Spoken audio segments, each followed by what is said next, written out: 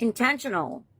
What you up to now? Day 3,113. Sharon Horne-Ellstrom here. That's what my initials are. She.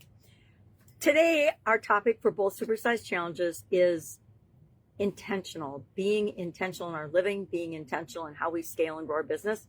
And we talked about why and how why to be intentional and why that's so important to create what it is that you want in your life. Because most people, me included, for at least 2 decades of my life, probably more than that, it was probably the first 5 decades of my life, I was just going through the motions, and what showed up is what I responded or reacted to.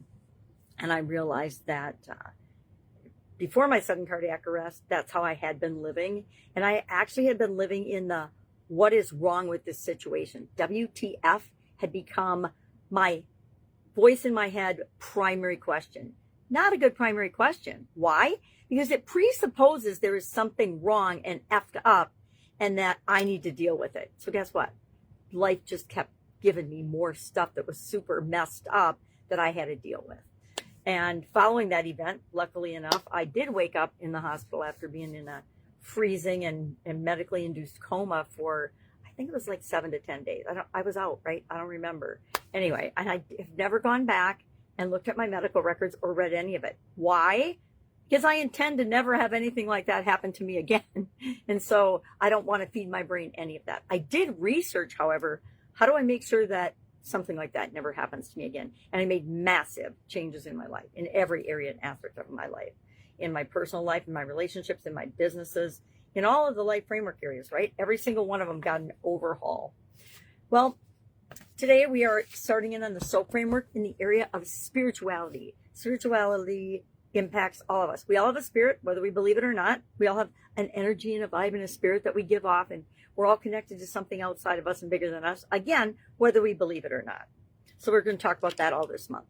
And we're applying the SOAP framework to a challenge area in our spirituality.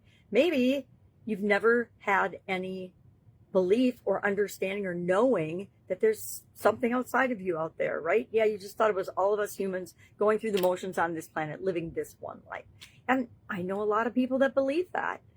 I choose not to believe that. And I guess I've got some personal critical experience that backs up my beliefs, not what some other people believe. But guess what? We all get to believe what we want to believe. And if we intend to live a better life, we will intend to understand ourselves and our beliefs better than just going through the motions. What else is going on? Supersized challenges, of course, through the end of the year. Will I keep doing them next year? I don't know. YouTube and people tell me to stop it, but I probably won't, because I do it as much for me as for other people, because it keeps me going. It gets me up every day, moving in the direction I want to go, which I intend to do. But if I weren't doing that, would I do it? Probably not. I would probably get lackadaisical like all of us do, and I would just roll into some less than optimal behaviors, actions, and habits. And I don't want that to happen, right? We only get so many years here. And so I want to make sure I'm making the most of them. So talking about intention, starting the SOAP framework, we talked about the S in the SOAP framework, which stands for story or situation. And we're going to write down and identify what is the current situation with respect to a spiritual aspect of our life that we want to improve or change or fix because we know it's broken. And then what is the desired state? What does the end state? What does good look like? What does success look like in this area and with respect to this challenge that we're having?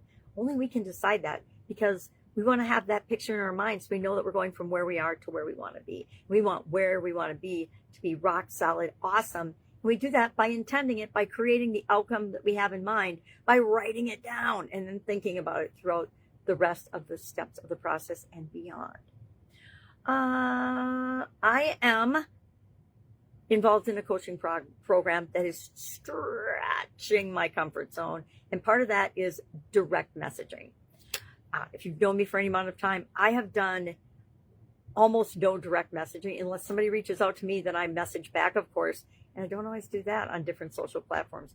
Instagram, I think I just looked and I had messages that were like 4 months old, because I just post on the platform and I don't engage on it. But I'm changing that as part of this coaching as well.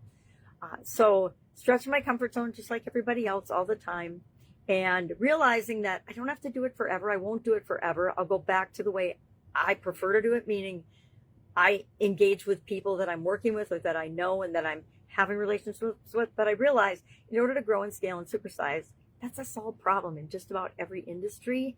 And if I want to continue to teach people and help them to do it, then I need to be a good example of that, right? And I'm on a new platform. The school platform is new to me. And the online world, even though I hopped on in 2017, I've just pretty much dabbled in it and kind of watched from the sidelines, and that changes now as well. All right, if I can help you in any way, if you have any questions, hit me up and ask. Otherwise, have an awesome day, and I will, of course, be with you tomorrow.